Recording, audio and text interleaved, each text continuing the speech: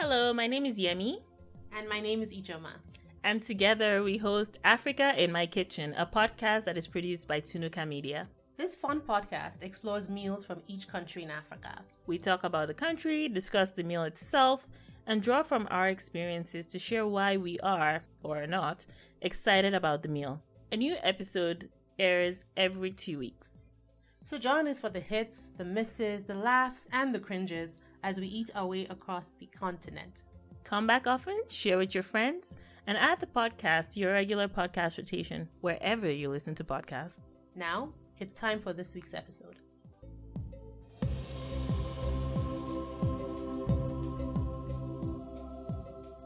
Hello, lovelies. It's Yemi here. And Ijoma. In this episode of Africa in My Kitchen, we are in Chad, and it turns out, yay, we are talking about another peanut and okra dish. Oh my lord. This one is called Daraba, and it's a stew that is made from peanut butter, okra, spinach, and sweet potato. Chad is a landlocked country. The official name is the Republic of Chad. It has a population of about 15 million people. It shares its borders with Libya to the north, Sudan in the east, Central African Republic in the south, Cameroon in the southwest, and Niger in the west. It also shares a southwest border with Nigeria at the Lake Chad region.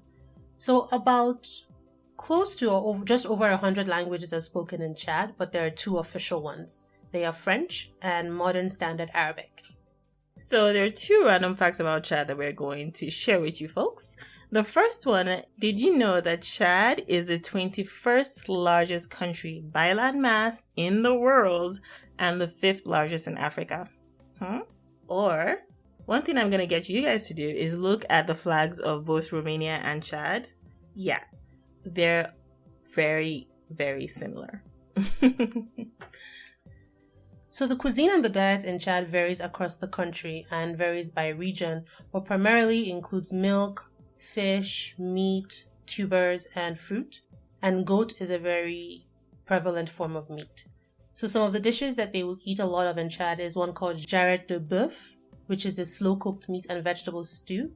So in it, there'll be vegetables like carrots, leeks, and eggplant, or aubergine, depending on where you're from. There's also ayash, which is millet balls, because millet is a grain that is also very popular in Chad, and they eat it with a variety of sauces. And of course, they have daraba. So why did we pick daraba? Why, Gemma? Interesting story. I really like the name Daraba, by the way. Yeah. But that's not why we picked it. No. Do you want to tell us why? Yeah, frankly, it was because we had ingredients left over after making kanda tinima from last week. So yes, they're both okra and peanut based. So we had ingredients left over. And the name Daraba sounded nice, so here we are. Like we were actually, it's not like we were, what are we going to do with this? We were looking for things to make, and we found Daraba. And I thought, well, these ingredients look pretty familiar. I have them in my fridge right now, so let's go with that. And we can't be wasting food around here, people. We cannot be wasting food. We don't do that in this household. Not in this household. We finish up what we start.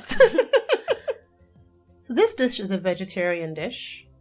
To make this, you need ingredients like okra, tomatoes, sweet potato, eggplant, onions, some cooking oil, mixed greens. We used spinach. You also need unsweetened peanut butter, so natural peanut butter, bouillon cube to taste, and salt and pepper to taste as well.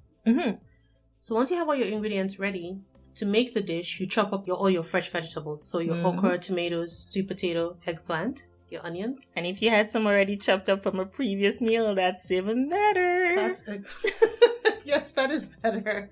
So you chop them all together and you steam them with the bouillon cube until they're almost cooked. Again, you mix water with your peanut butter, some warm water with your peanut butter to make it into a smooth paste.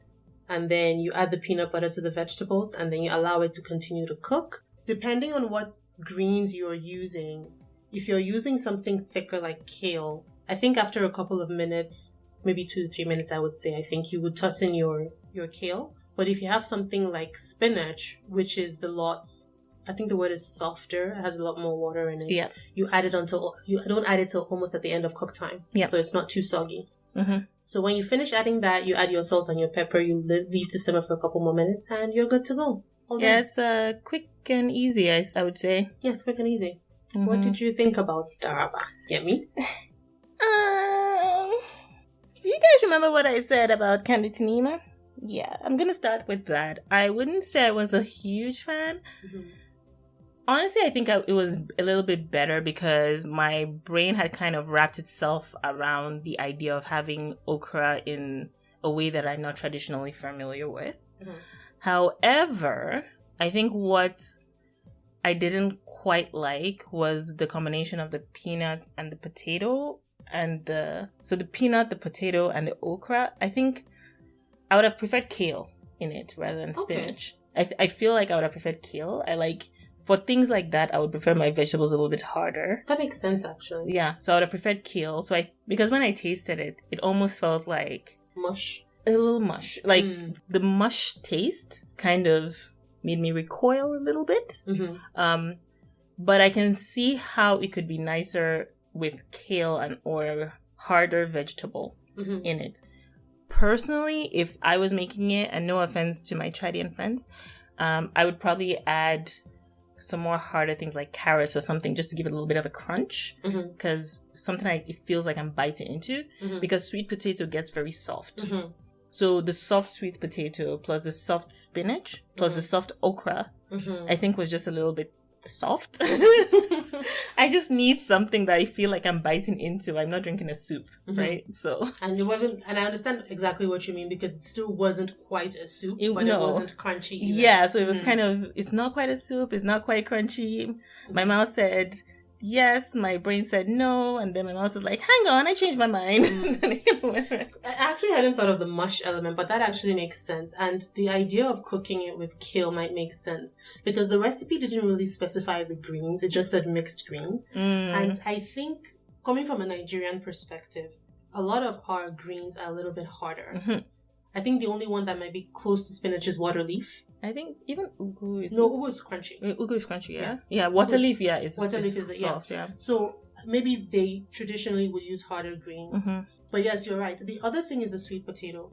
There are different kinds of sweet potato, and the sweet potato I've had in Nigeria is a little bit tougher than the sweet potato with the orange flesh that I see here. So when you said that, I started thinking maybe it would be better with a sweet potato that has a white flesh, which you can sometimes find here as well. Yeah. So that might be better, and it's also not as syrupy sweet as the orange. I think that was it too, because it was sweet because of the orange sweet potato. And then on top of that, it was soft. And it wasn't quite soup. No. But it wasn't quite like crunchy. Yeah, it was like mushy kind of. So it might be that in this case, I'm thinking about it now, maybe a slight variation of the ingredients that we used might work. If you're from Chad, please correct us here. The sweet potato we used it has an orange flesh. The flesh is orange, yes. And again, the spinach that was used to be traditionally softer than something like kale. The other thing I didn't quite jive with was what you said. There were too many elements coming at me. So with Kanda Tinima, I was okay with the peanut butter and the carrot, and the okra, because the okra wasn't really slimy. No, it wasn't. No, but this time I had peanut butter, I had okra, then I had spinach, which is a bit soft, and then the sweet potato, which is sweet. And I don't really like sweet potato soft, so like a sweet potato vegetable. Even when I have a sweet potato like that, I eat it with something more savory to balance out that sweetness. Yeah. So it wasn't really my cup of tea. Yeah. But it's healthy. And I did like the eggplant in it, because I have a soft spot for eggplant. But, it was so much, I found that I almost forgot the eggplant was in it. Because everything else was so overwhelming, yes, right? It was way too many elements for me. But who knows, if you guys want to try it, maybe try it with harder vegetables and with a different kind of sweet potato, and it might come out differently. Yeah, I very rarely eat vegetarian dishes, so this was a nice thing. I was tempted to add meat, but I did not. Good for you. Thank you. Patting myself on the back. I restrained myself from adding some form of meat, so you will be proud of me. Yeah, and long story short, it's easy to make. You're just chopping and cooking everything together, and it's healthy, right? Because it has all these vegetables in it. Yeah. That's our take on it. That is. So let us know what you guys think. Try it if you can. Of course, if you listen and tried Candy Tanima from last week, you will probably still have ingredients left. So there you go. You might as well use them all. You might as well. Don't waste food. Don't waste ingredients. Times are hard, people. Exactly. So this is the end of the episode. Thank you so much for listening. Thank you so much, and see you next time. Bye.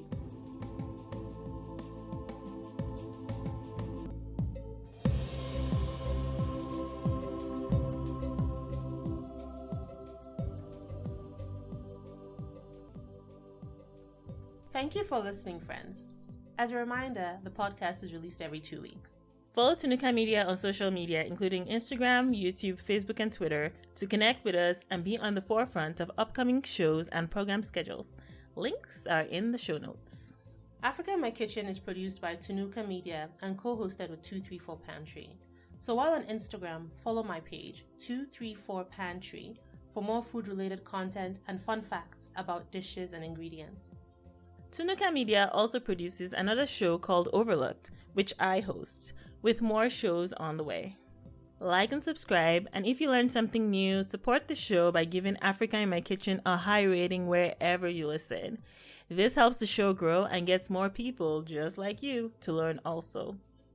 So until next time, Bye!